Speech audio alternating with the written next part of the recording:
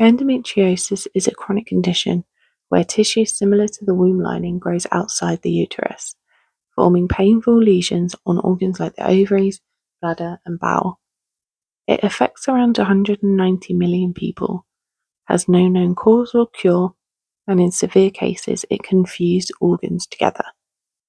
Here's the story of how I got from my first symptoms to a diagnosis 13 years later.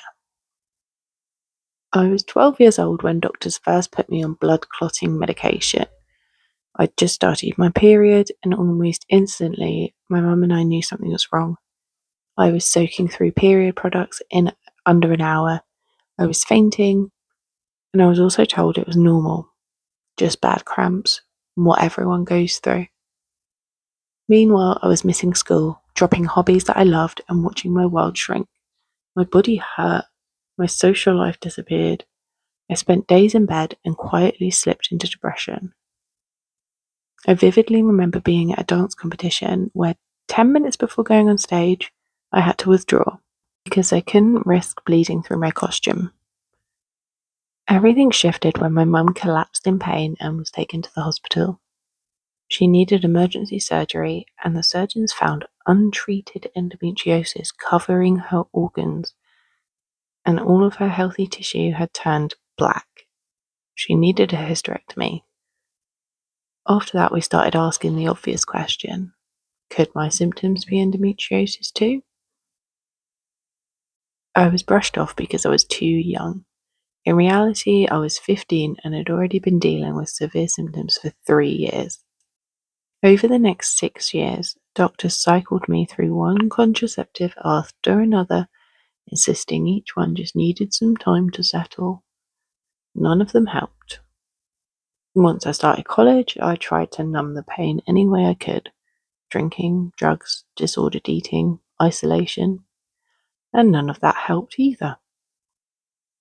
When I met my now partner, everything changed. 3 months into our relationship, they sat me down and said, "This isn't right." They took me to a new doctor and refused to let my symptoms be dismissed. They sat beside me through every belittling comment. "Just get pregnant.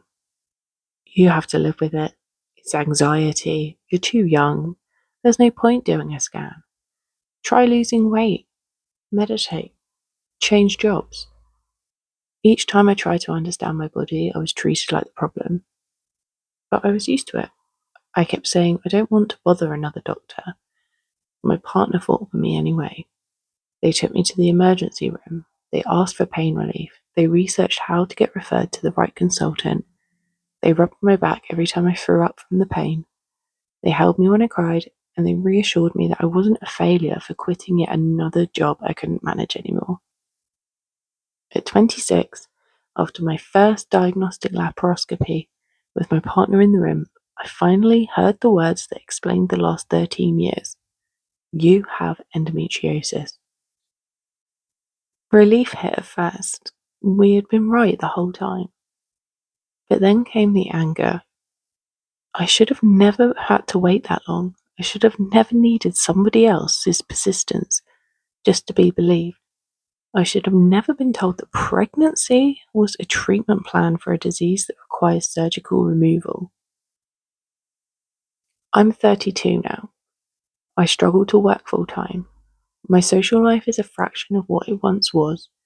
I plan everything around my pain, fatigue, and flare ups. I'm still waiting for treatment, appointments, and for answers. I'm still being passed between specialists like an unwanted parcel. Every referral leads to another wait list and another, "let's just see how you get on." I don't think I would be alive without my support network, my partner, my family, and my friends, and my workplace. It's taken me over a decade to find people who understand my illness, who don't guilt trip me for cancelling, who say, "What can I do to make your life easier?" instead of asking, "Are you still not better?" I'm not sharing this for sympathy. I'm sharing this because my story isn't rare. It's estimated that 1 in 10 people have endometriosis, and this is what many of them go through. We are dismissed, gaslit, sent home from A&E because there's nothing they can do. The system isn't built for us. Even research that is funded often focuses on the wrong things. But hey, if you want to understand how attractive we are, or how endo affects our partners, you can find the studies online. We don't want pity. We want progress, treatment, requests for pain-free lives to stop being treated as unrealistic.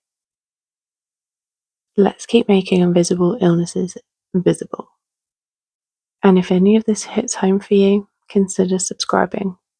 I'll be sharing stories, personal reflections, research, turning frustration into awareness and hopefully awareness into action.